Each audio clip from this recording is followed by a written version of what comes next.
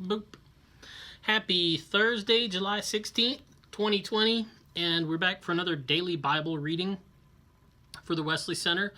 And today's scriptures are Psalm 139, 1 through 12, and 23 and 24, Isaiah 44, 1 through 5, Hebrews 2, 1 through 9, or you could have read Psalm 86, 11 through 17, and Isaiah 42, 21 through 29.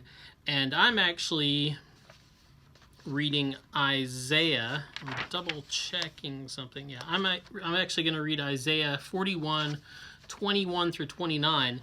And this is, once again, where we've seen this before over the past few weeks because of where the daily Bible readings have been, especially in the Old Testament, dealing with a lot of the prophets.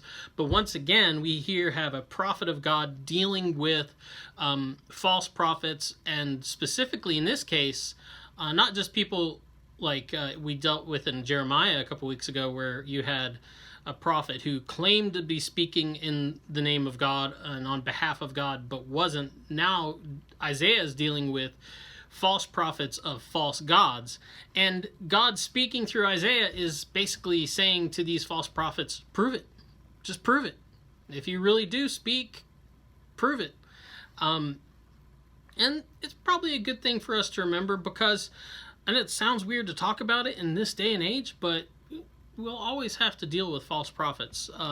People of faith are always going to have to deal with people, or with this idea that they're going to be people who either profess to speak in the name of God and therefore anoint things and ask us to follow things and people who God probably might not want us to follow and listen to, but also people who are prophets of false gods, and it's not necessarily like, graven images set up in a temple somewhere, but there's a lot of false gods that we worship today that have their own prophets, and I'll just leave it at that. But how do you deal with them?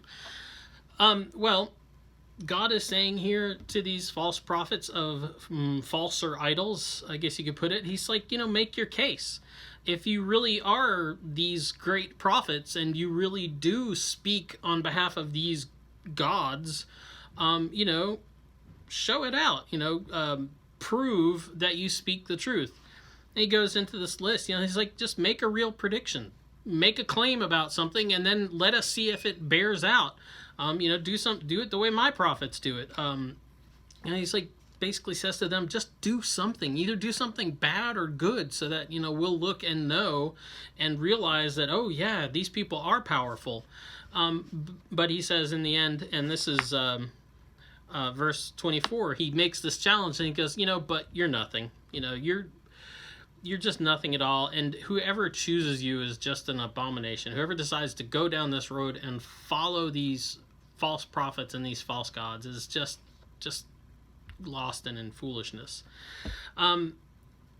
Meanwhile, he then goes on to talk about how God's word is lived out, and talks about this king, that he stirred up from the north. This is the king of Assyria, basically, that's coming, he says, to come and trample the kings like mud. Now, the image of that is, like in ancient times, they used a lot of mud bricks. Well, you can't just take mud and form it up and have it be a brick and expect it's going to hold together.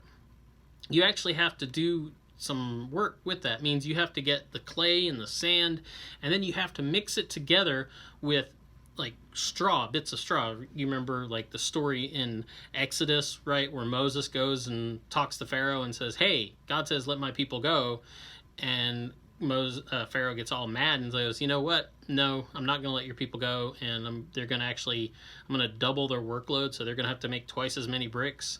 But I'm not going to give them the straw to make the bricks. They're going to have to go out there and get that themselves. Well, why was that important? Well, because you would take the straw and you would tread it into the sand and the clay and the water, and you'd get this consistently clay mud stuff that would hold together under its own weight, because the straw was in there to tie it all together. And that basically meant that you had to walk in it all day and tread it. And the image here is that these kings that go after these false gods and go after listen to these false prophets, that this king from the north, this king of Assyria, is going to come in and just walk all over them, tread all over them the way you would like mix clay and straw together to make bricks. And then he turns his attention back to these false prophets.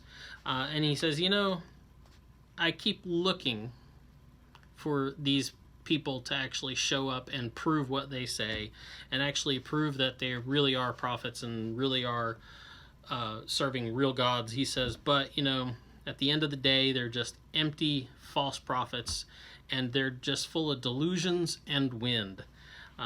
Just a bunch of hot air and meaningless words is what he says about them at the end of the day. So keep that in mind. We still can fall prey to listening to the false prophets of false gods who want to tell us, to follow gods that really aren't what we need to be following. They're not anything like the God that we call ourselves by. And also telling us to follow people, and that profess to speak in the name of God or profess to serve Christ, but if we look really closely, they're really just full of hot air, and they don't really serve anyone but themselves. So be on the lookout for that. Anyway, that's our message for Daily Bible Reading today from Isaiah 41, and we'll be back tomorrow with another DBR for the week, and we'll see you later. Boop.